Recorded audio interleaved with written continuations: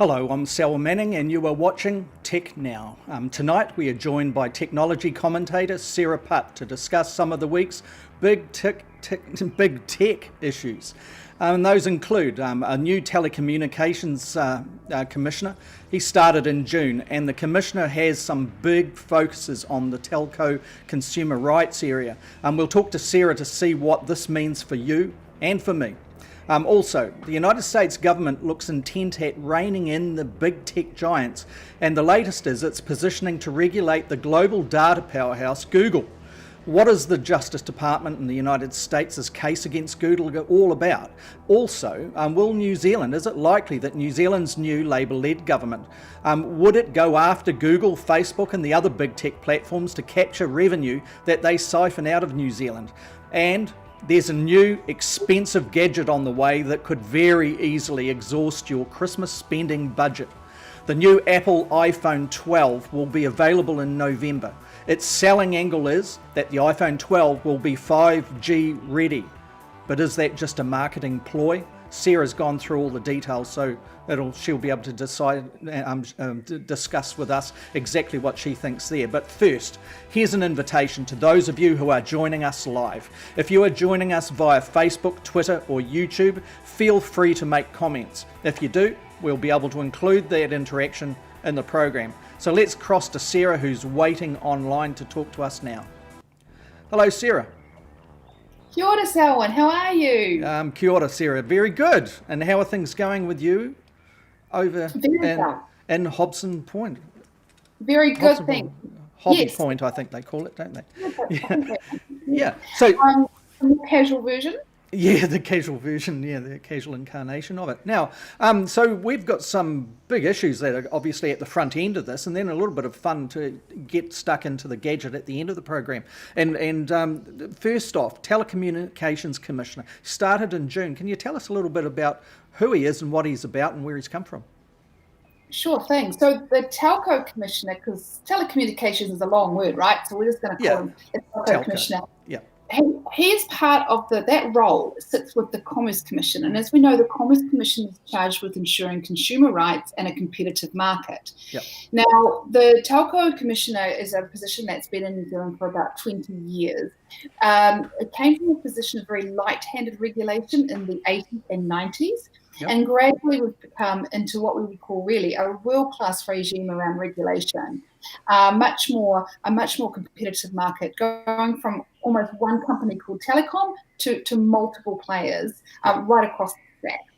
So what his job is, and it has always been a he actually, is to, and that might change, but sure.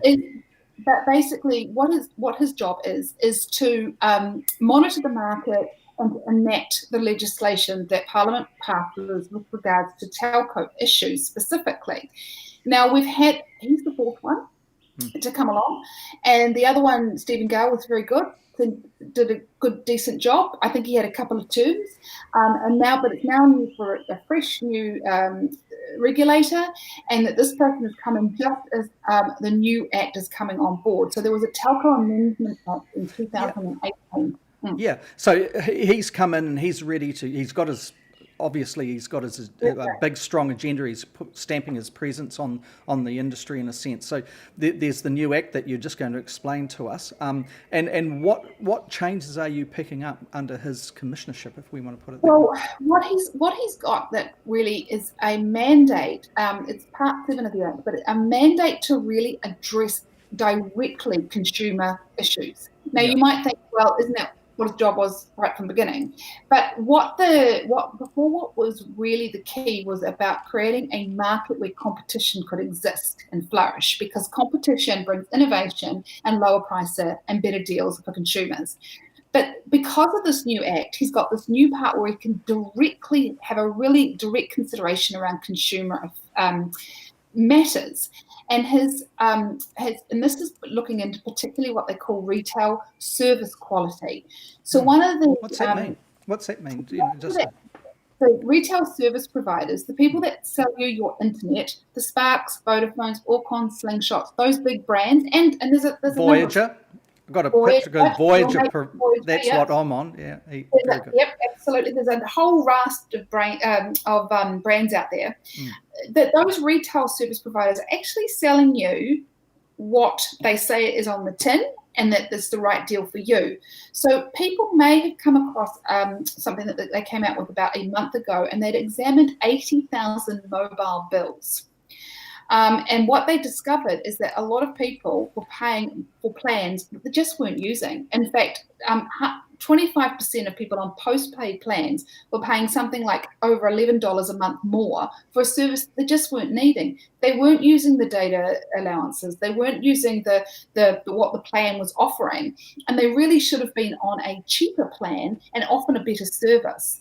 So that's the kind of thing that he wants to see the telcos start to do, to really examine their customers and go, hey, if you are on a plan that's not the right one for you, maybe you should change, and you'll pay us less a month, but you'll get a better deal.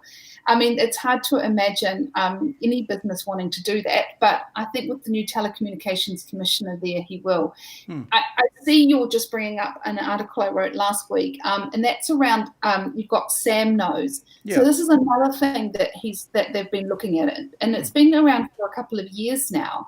But what this is that consumers volunteer and they get a white box, and they get it sent to them, and they attach it to their modem. It doesn't take anything other than a survey of their internet connection. It's not looking at their data or anything, and it's independently examining to make sure they're getting the feeds and speeds that they think they're paying for.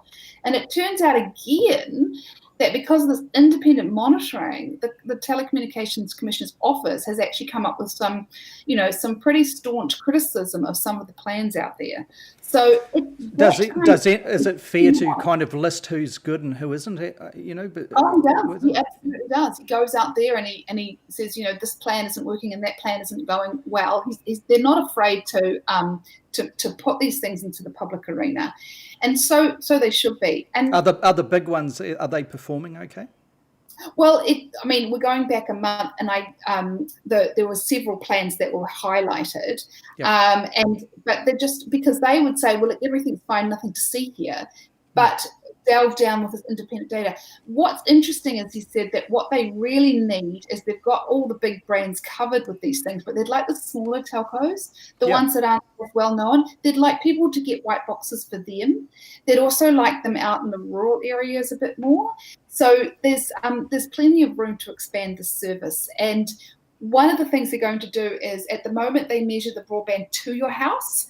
They're now looking at doing a data drop onto the white boxes. So basically everybody's white box gets graded, and they're going to examine what the broadband connection is like within the house. Because if you're getting, a big fibre speed to your home, it's often what's happening inside the home that's slowing it down. And we've certainly before that have seen that. So that would be very handy to get an idea of which ones are actually, which plans and which providers are really well set up for your idiosyncratic requirements. Like if you've got a lot of video high definition, obviously, or 4K running, and you also want to be running the computers like we are doing right now, you want something that's fairly broad and robust and being able to actually feed it. And also from the point of view of your networks or your relayers inside the house or the house environment, or even indeed the backyard. Yeah. So I guess what I'm talking about here is I'm hardwired feeding in, here in this part of the house, but also there's a relayer that kicks to the modem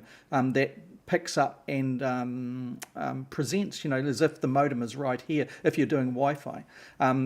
So, I guess, what you're talking about with the Sam Knows type concept, people will be able to get a pretty good idea of what works for what they need. Sorry about my rambling. I get a bit excited about this kind of thing because it's never been as good as what it is at the moment. Yeah. Oh, absolutely. And this is kind of these Sam Knows devices are there for a general sort of assessment of the market, not for an individual.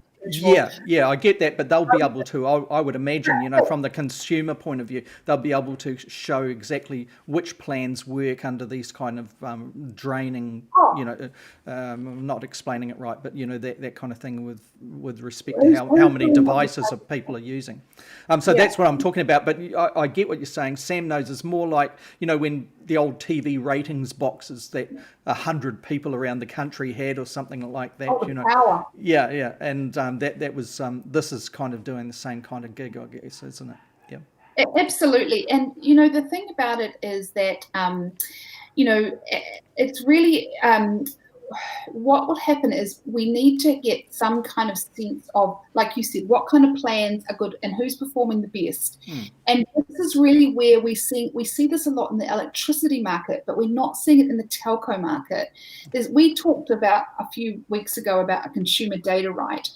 You need this combination of transparency, so you can compare apples with apples, and you need to combat inertia, because people just don't spend a lot of time thinking about their telco bill. In a former life, I once wrote a column called Dr. Internet, I think it was called, and it was my job to assess people's broadband issues and try to give them the right plans for them. It was the trickiest thing I think I've ever done, but it was a popular column. So yeah, I would have really welcomed some independent analysis to share with my readers at the time. The other thing you can look at is consumer disputes, because at the moment, if you have a dispute with your telco, people don't know where to go. They go to the Comcom, they go to the minister, and they go to this thing called the Telecommunications Disputes Resolution, which is run by the telcos. Right. So he wants to see, and he's going to see, and he's mandated to see a lot more in this area. Okay, well, that's really great. Let's do a quick transition. That's what other, kind of platforms would say taking an ad break, but we'll do a transition. We'll come back and we'll have a look at what's happening with Google over in the United States with the US Department of Justice. So we'll be right back.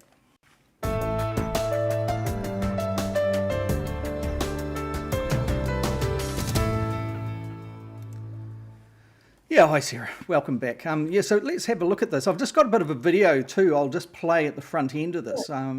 Be right with you with that. Just get it lined up here. Now this is Bloomberg is looking into this issue, and I think they kind of are explaining it quite well. So what specifically is the problem? You heard it just at the very end of the call there. This is Section 2 of the Sherman Act as opposed to Section 1. Section 1 is agreements. Section 2 is monopolization or attempts to monopolize. And that's a question of how dominant are you? It's not illegal to be in a monopoly under U.S. law. What's illegal is to use anti-competitive means to gain your monopoly or to maintain your monopoly. So what they have to prove is not just that Google is dominant, has a dominant position in some relevant market. They also have to prove that they either gained it that way or they've maintained it through some anti-competitive means. Yeah, so Sarah, I thought that, they introed the issue really well there, certainly a lot better than what I could probably do. The thing here is I'm interested in two things really. So what's happening over in the United States relating to this, and it seems like quite clearly that the Department of Justice in the United States is challenging Google and saying that they have created a situation where they are forcing a monopolistic type of enterprise on people, and that's to do with the Apple deals on the phones, etc., etc. Remember going back into the 1990s, I think Microsoft faced a similar thing. Some people would say they're getting penalised for their own successes. But there's also obviously sensitivity around the big tech giants, considering the amount of wealth that they have been able to get their hands on and the revenue that they've been able to get their hands on at a time where many companies are really struggling. We're talking in the COVID situations here this year, of course. But then there's the other side, New Zealand, from a point of view of these monopolistic multinational IT companies coming in here and really not paying for accessing the New Zealand sector in any way, and also siphoning out just mega millions, hundreds of millions, if not billions of dollars per year out of the New Zealand economy for very little coming back.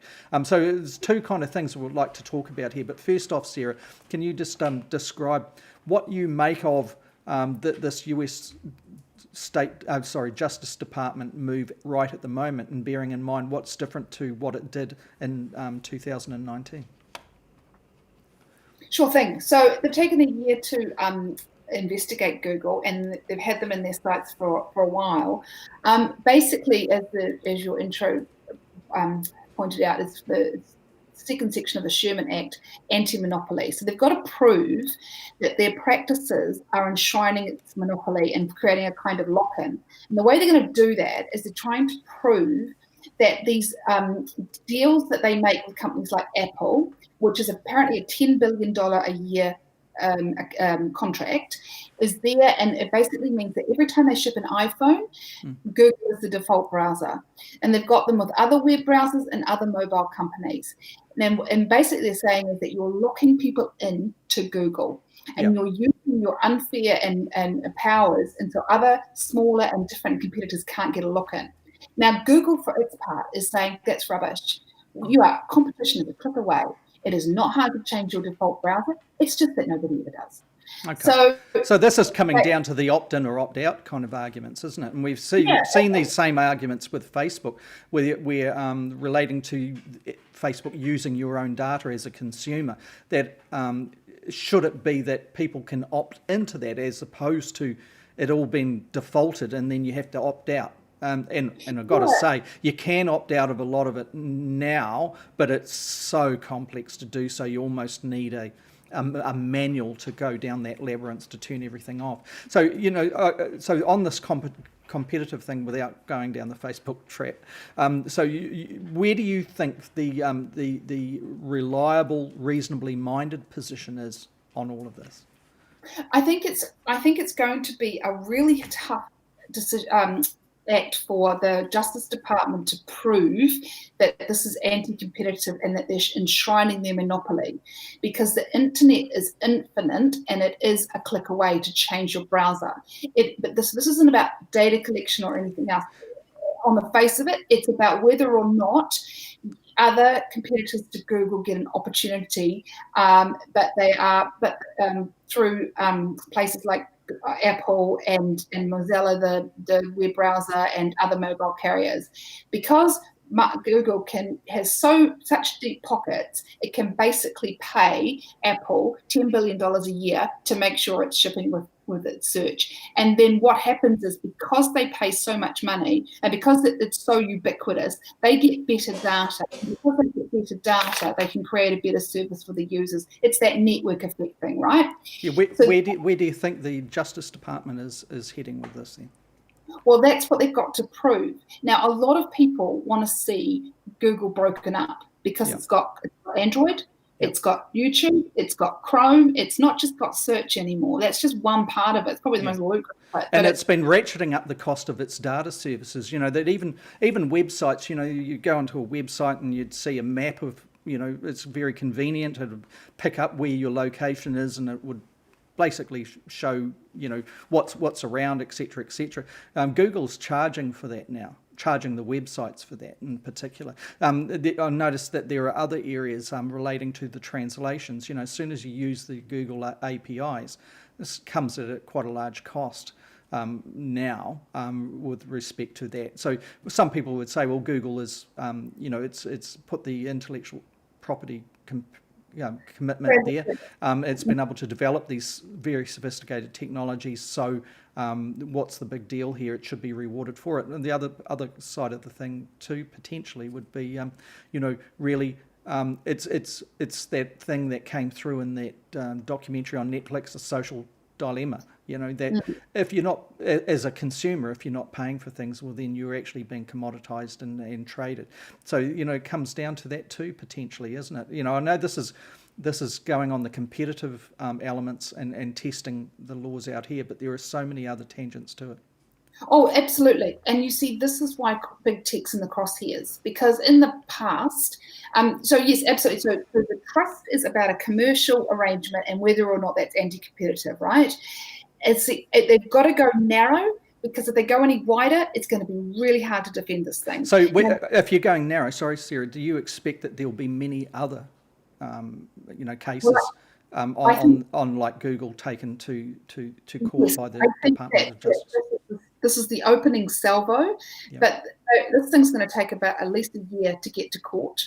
And you've got to see what happens in the elections, because whilst the Republicans and Trump have been kind of quite anti-tech, the Democrats, of course, are quite friendly to Silicon Valley. Okay. And that may be significant, because if the probabilities actually come true, particularly like if you're following, what's happening in the United States, there's very strong probability that the Democrats are going to have the House back. You know, that's like 96% in their hands. They currently hold it. The presidency looks like it's going to go to Biden. If you look at the probabilities, it looks pretty clear, but it'll be interesting. And there's also 2016 that kind of sits there like a spectre. The Senate's the interesting thing. There's a 70%, as of late last week, a 70% probability that the Democrats will have the Senate as well. So what you're saying there is the Democrats have been much more friendly to the tech sector, but would they be friendly from the point of view of monopolistic and exploitative, interpretative in that way, behaviours from one that's in the crosshairs like Google? Well, that's what remains to be seen, because you've got to remember two things. The first thing on the consumer side is that consumers actually like this service. There's a reason why it's so popular. It's good, right? Yeah. But the Washington has soured on big tech, because it's worth, together, Google, Facebook, Amazon, and Apple are worth $5 trillion, would you believe? I mean, that's massive. Yeah. Google $1 trillion alone. And that's why they can afford $10 billion a year, Google, putting it across to Apple. Exactly. Yeah. Totally. And also don't forget that Google has fought successfully, or it's not always successfully, but it's been fighting the European Commission for some time now. It's had, they've had 3 antitrust cases over there. They've ended up with $9 billion fines, which is nothing to them.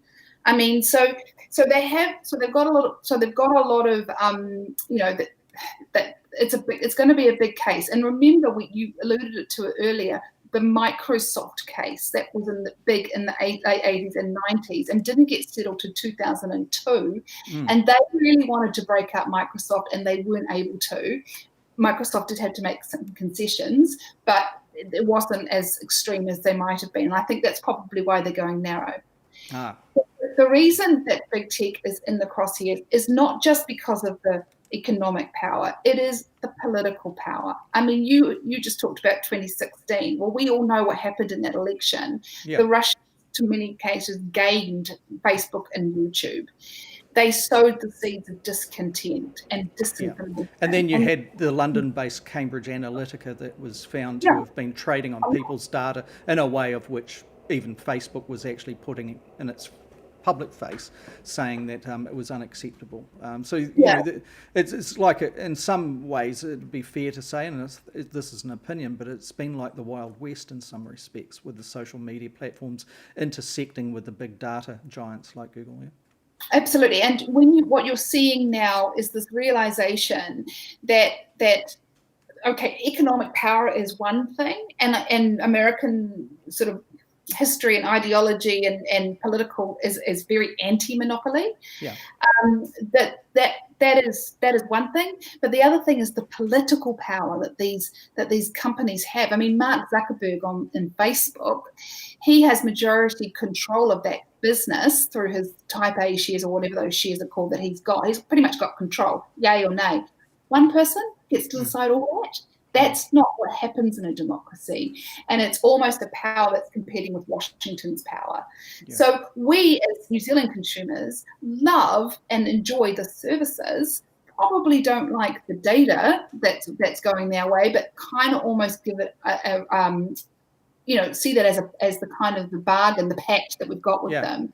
But to your point as well, they don't pay a cent towards us. No, really. They come into New Zealand's territory in a sense, remotely, of course, and really start scalping and scraping the hard-earned intellectual properties in some ways that are actually, providing the eyeballs in the New Zealand sense, in the internet tech sense. So that to me is one of the areas where I think government really, really, really needs to kind of think through. And I know the Australians are working hard on this too, and trying to actually not ban these things, obviously, not to do like the Chinese wall type of approach to this. No one wants that.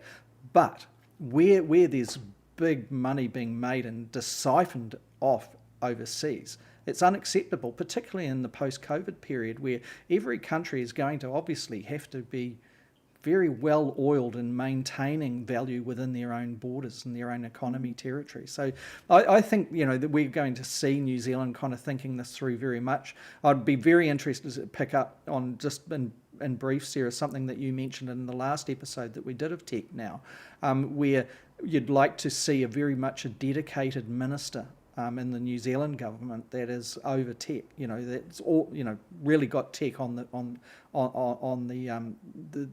series of responsibilities there. So one will hope that perhaps we see something like that coming. Look, Sarah, just on this, we'll take a transition, come back, and we'll look at this latest, the iPhone 12, Right. and just see whether or not it's worth its weight, literally, in gold. Perhaps. So be right back with you in a moment.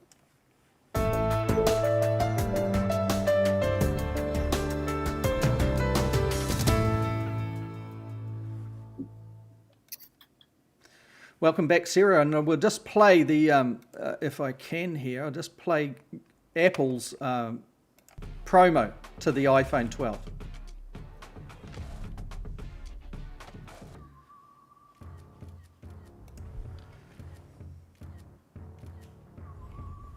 All looks very nice, doesn't it? Apart from that.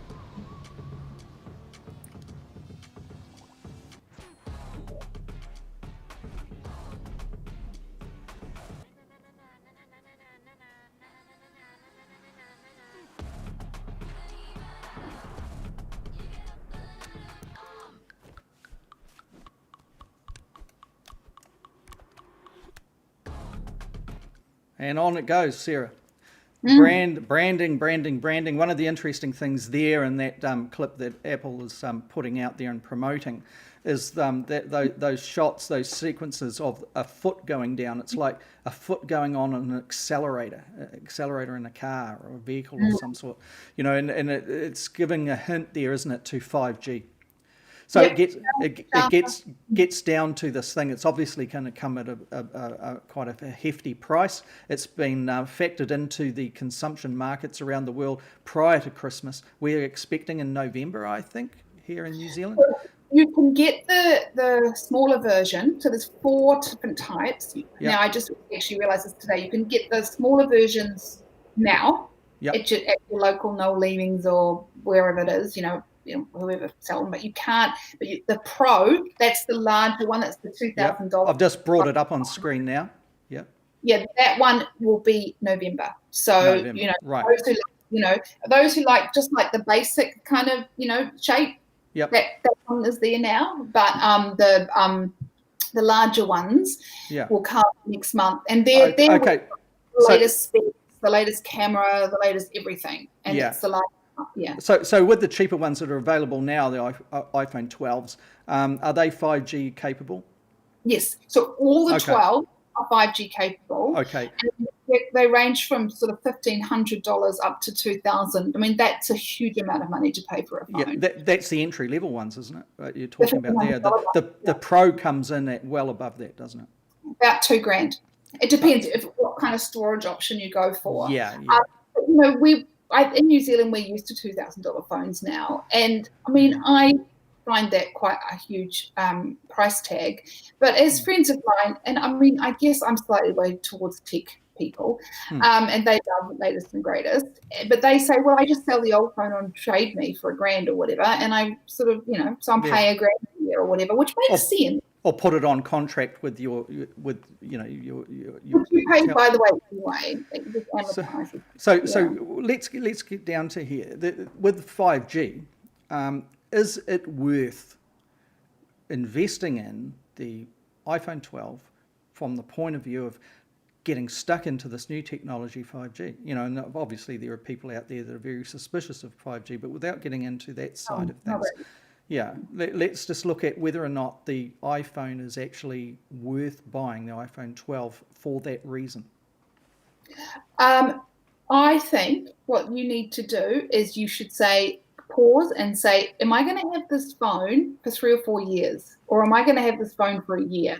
Now, if you are really ready to change your phone, you might want to consider it. And I mean, don't forget that it's not just Apple that's giving us 5G capable phones. There's a whole bunch of Android phones, which are obviously multiple manufacturers like Samsung out there, which are a much lower price point, which you might want to go for. Not necessarily the high-end Samsungs, but there's lots of other brands that provide that 5G option. Now, you've got to decide where you are in your buying cycle, because I personally would not rush out and get a 5G phone right now. It just isn't there. There's a little bit in downtown Auckland. Spark's got a bit in downtown Auckland. Vodafone's got a bit in downtown Auckland. I can just help you out with that, because the notes that you kindly sent through to me, this is Sarah's work here, but Spark has it in 5 South Island towns, fixed broadband, not mobile, Palmerston North and downtown Auckland, Vodafone for mobiles, central business districts, airports, malls and stadiums in Auckland, Christchurch, Queenstown and Wellington. 2 degrees, none at the moment. Yeah, on the roadmap apparently for 2021. So you're talking about time frame there. You mentioned 3 years. If someone was going to want to have their phone for 3 years, they're not such a consumption junkie. Are you seeing benefits for them? Well, I think in 2 years' time, we'll have much bigger rollout. And I think we'll have a lot more applications that can take that kind of level of connectivity. I mean, at the moment, if you think you're going to have your phone for 3 years and you're ready to change, then definitely consider those 5G options, because this time next year we should have it in more places. If you're the kind of person that's got a perfectly good phone and you don't really need another one, don't. Wait. And my belief is that these things will get better, the technology will get faster. 5G is not a reason to go and buy a phone now. Now, it might be in 18 months' time when we've got all 3 carriers with 5G networks and where they're really pumping out the spectrum. They're almost robbing from their 4G to put onto their 5G. The thing you've got to remember about 5G is it's not a simple evolution. It requires quite a lot of investment from the telcos. They've got to put in new cell sites, and that's expensive. And they've got to raise their backhaul capability. It's expensive, and so the investment will be more incremental than we probably saw for 4G. And it's also positioning the network for the future with the self-drive. Totally. The automated car. They've got to go 5G. And all of these other things. Yeah. But whether or not they're going to go 5G, full noise in the next year.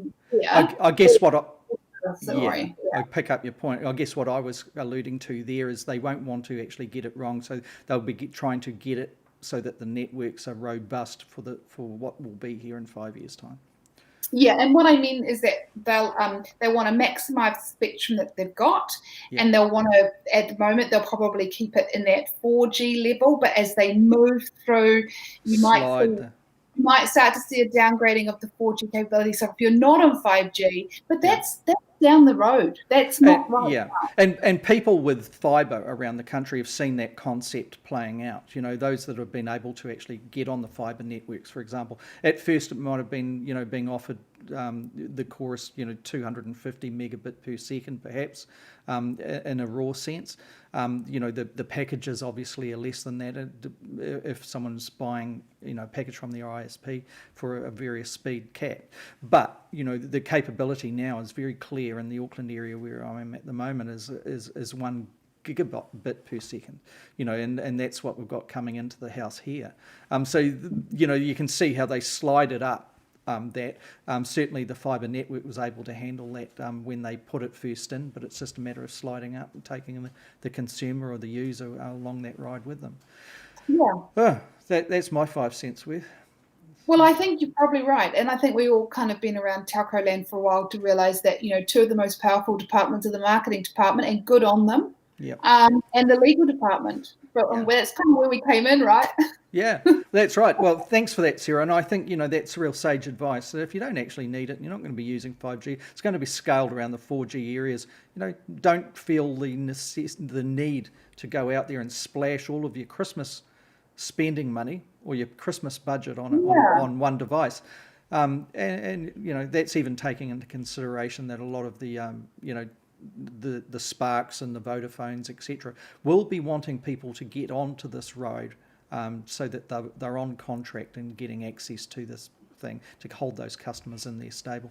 Anyway, thanks, Sarah. Thanks for all of that, and thanks for pulling in all that info for us and making sense of it, because it can be so confusing from the outside, even for those that are interested in tech like me. So appreciate that. No problem. Thank you for having me. Thank you to people for joining, and for those that are seeing this video on demand, we'll be back live at around about this time every couple of weeks, around the Tuesday night New Zealand time. So we really look forward to, if you can join us live, that'd be fantastic. In the meantime, take care, and we'll see you soon. Take care. Bye bye.